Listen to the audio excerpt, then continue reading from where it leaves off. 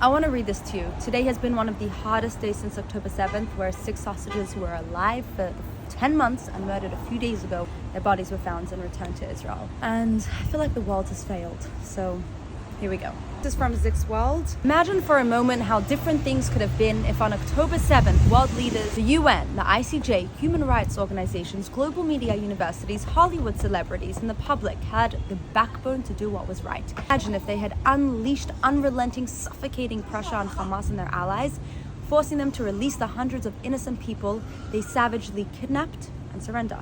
But no, instead, these so-called pillars of justice chose to turn their backs on the largest international hostage crisis in modern history.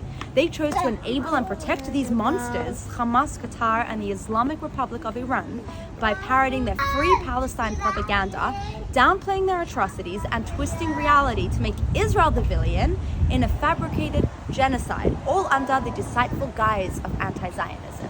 The protests and social media outcry over the war in Gaza, all part of Hamas's twisted plan.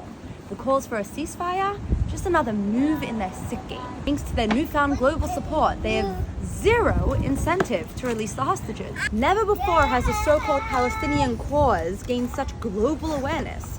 Never before has Hamas ranked in so many billions of blood money to save Gaza aid.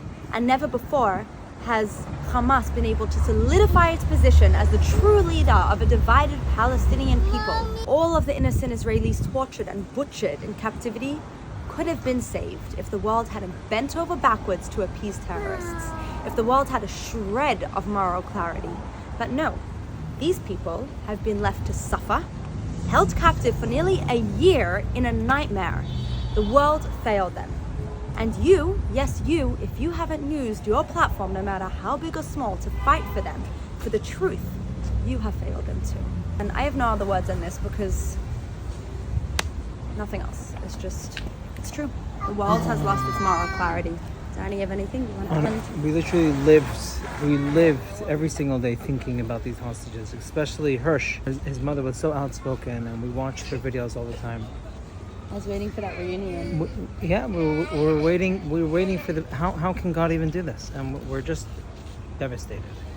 So, nothing. I can't say anything. 10 months of agony. His family's heart are broken forever.